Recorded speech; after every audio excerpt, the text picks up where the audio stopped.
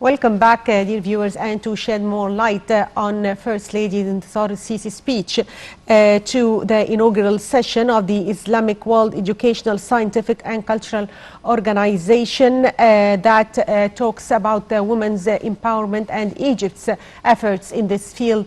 We are joined today by a professor of sociology and women development, Dr. Zainab Shaheen. Good afternoon. Good afternoon. Thanks for inviting me. So, as we have just watched now Mrs. Intisar al-Sisi's First Lady speech that tackles women issues here in Egypt and government efforts to give more powers to Egyptian women, how do you read her speech and how do you evaluate the government efforts in this field? Well, concerning the speech, I think it was very good. It was very well delivered. It was very comprehensive, and it was taken very appreciatively by women interested in development, yes, or women working in the field of development, because on the basis of experience across the board, we find that if you want to ensure the success of whatever program, whatever plan, whatever measures, this has to be done with great consensus of the people and with great appreciation of the government. Yes. And so the more the administration is involved in this issue, the more there is promising of development and successful measures. Yes.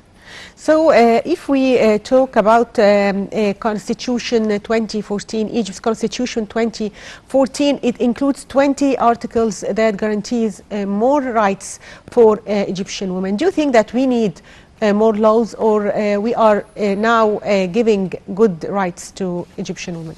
First of all, I have to admit that there was a lot of promotion vis-a-vis laws stipulated to enhance the status of women. But this is not enough. And I also noticed that in the development programs, they capitalize on dichotomizing society, women versus men. Rather, I would like to see programs Yes. that include both in the same time. I don't want development to be dichotomized, women development as opposed to men development. I want societal development, and on the basis of this approach, we ensure that they have more rights, because they must be in the mainstream of society, the mainstream of development programs, not as a group isolated from the rest of the society. Going back to the issue of laws, Yes.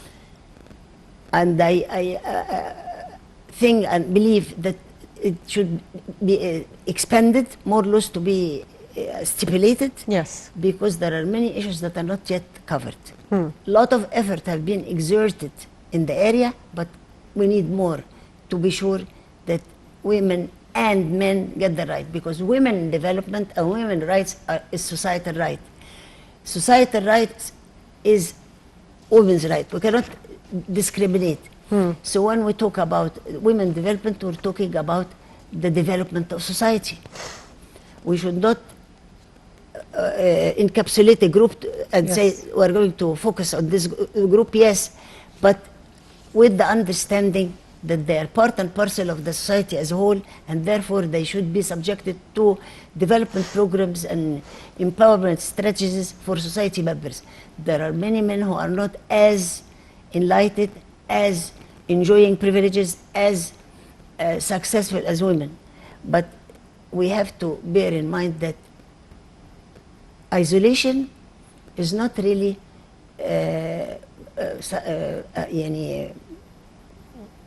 promising Yes. or yielding the results. I think if we approach the whole thing together, we are going to find better results. But still, concentration on women is not mutually exclusive. This is needed, but until we know and realize that there has always been development to these areas.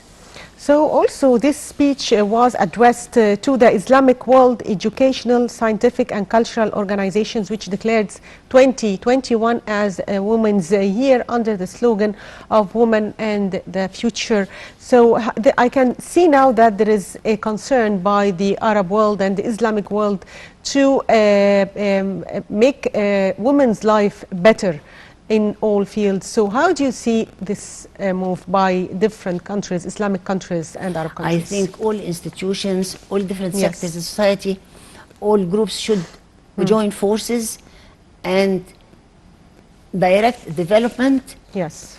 in a way to include all these society members, all these groups of society members. Yes. So it was again going to the issue of isolation. We need not approach this issue in isolation. We need to approach it in a way to ensure that both men and women are bearing the fruits or gaining the fruits of this development. So also as Egypt or the whole world was celebrating Egyptian, the International Women's Day actually. And on this occasion, Minister of Justice Judge Omar Marwan said that the President gave directives for women to work in State Council and public prosecution as a gift for Egyptian women in celebrating International Women's Day. How do you see this move by the President? I think it's very important. I think it is really it needs to be appreciated, because again I would like to emphasize that participation is a major requirement of sustainable development. Yes. If you want to ensure sustainable, fruitful development, you have to be sure that both are included and development efforts is catering to the interest of both. Yes.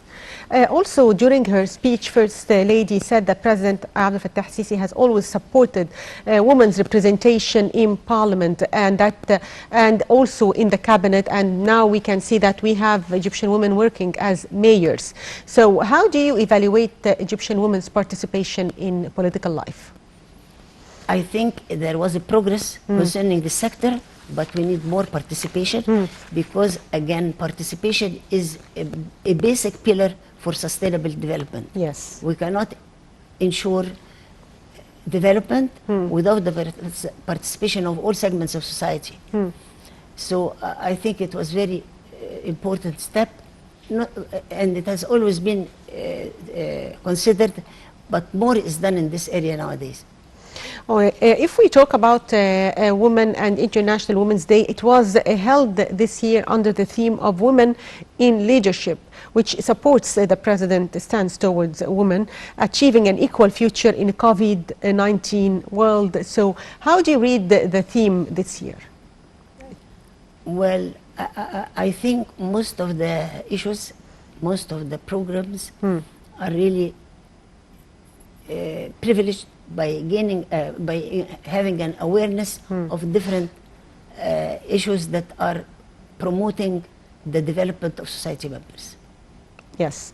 If we talk about some of the prominent women role models who have achieved success, then whom do you recall, and it is considered at that is considered at international, regional, and local levels? Well, I don't think we can very well identify one woman for a role model. Yes. I believe we should deal with this issue on a group basis, meaning that if we are, I watched the television the other day, and yes. there was a very interesting program highlighting the importance of women doctors, women nurses, nurses, doctors, working in the field of health and medicine. This was very important because they played a wonderful role. Women were able to meet family and professional requirements.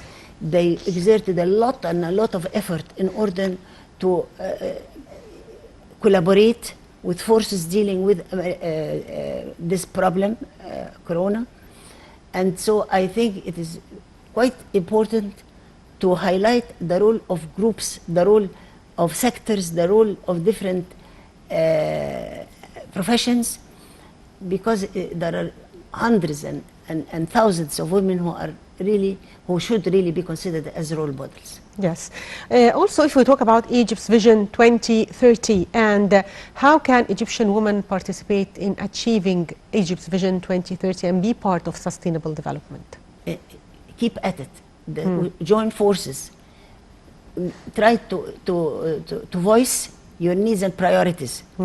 Try to collaborate with other institutions, with other, and collaborate with the world of men and women. It should not be, as I said before, dichotomized. So I think this is a requirement for the kind of development we want for Egypt. Also, if we talk about the President Fattah el-Sisi's effort in this field, we can see that the President has declared the year 2017 as the year of Egyptian women, and he took this year as a first step to empower women in political life, social life, and in different fields. So how do you see this step by the President? Wonderful, really wonderful. Yes. He is really exerting a lot of effort in this direction, and I think we need it. And in your opinion, what are the challenges that still face Egyptian women nowadays? I believe, I did and still do believe, even though there were advances in this area, nevertheless I believe that deep-seated values, deep-seated norms and ideas and beliefs still impede development, because these traditional, traditional, especially in rural areas, exactly, and traditional communities, all efforts can be geared to attain better results if a lot of these values that are anti-development should be dropped. Also, if we talk about rural areas, we can see also an initiative launched by the President that targets women and Egyptians who live in rural areas, which is Decent Life initiative, and it was launched by the President, and it aims at developing these areas on all levels, educational levels, building more infrastructure. So to what extent such an initiative can help in reaching to Egyptian women who live in rural places, help them to get more education, engage them, small and medium enterprises, make them more productive? I think it is we need more initiatives. Starting on that rural sector is very important. It is an important economic area. So we have to pay more attention to this sector, because it has long been forgotten. Yes. So we're picking up on that.